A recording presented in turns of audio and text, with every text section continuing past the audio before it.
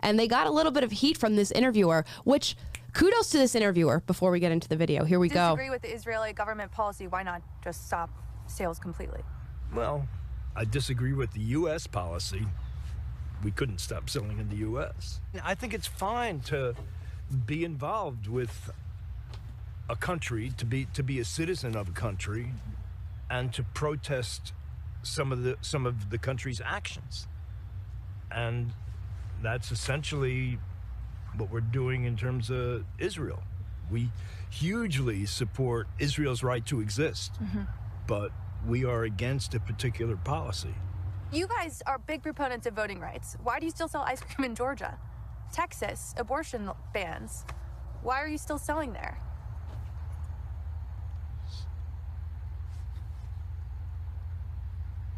I don't know. I mean, it's an interesting question.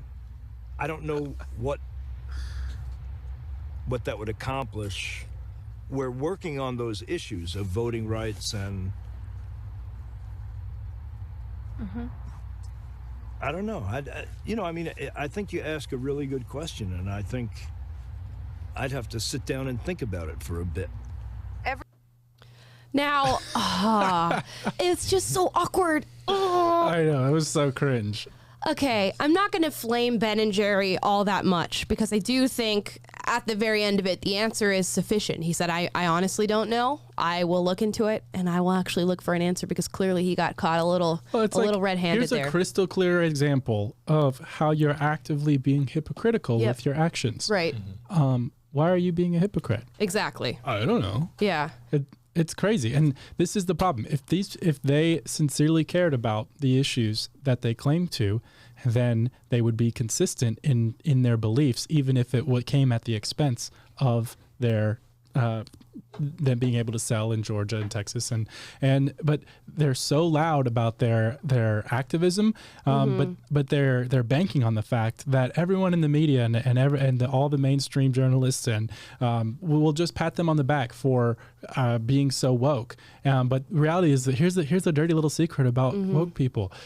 Their money is not where their mouth is more often than not, and they're not consistent. This is the same asymmetry you saw during Pride Month when what was it? I mean, so many companies did this, but for example, Bethesda is like a global video game company. They have global Twitter accounts, and they put pride flags on every single one of their Twitter accounts all over the world in every single country that they're in, except in the Middle East and Saudi Arabia. Right. Why? Because they're Islamic there, and they're anti-gay, and they throw gay people off of buildings, but they have nothing to say about that. And meanwhile, they're waving pride flags all around. If you really cared about gay people, the only place you should be putting the pride flag is in Saudi Arabia. But you don't care about gay people. You just care about virtue signaling and being woke. And it's the same thing that's happening here with Ben and Jerry's.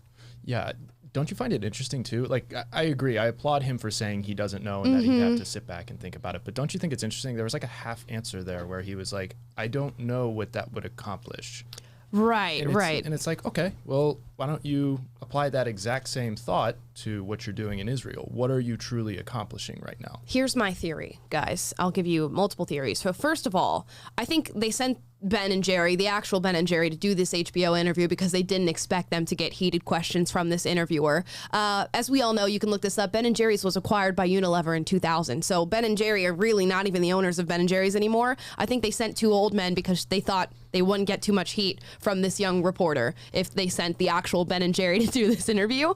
Also, I think maybe Ben and Jerry does not have the biggest market over there in Israel. So they pulled that, made it a political statement just so they don't have to pay, all the taxes that go along with imports and moving their products from the United States to Israel and actually manufacturing and all that stuff. So I think it was more of an economic move than anything because obviously they're very hypocritical. If they were consistent, they would do the same thing in Georgia. They would do the same thing in Texas because Ben and Jerry's is fervently against voter suppression, as they call it. Did they make a whole ice cream about it? Yes, they did.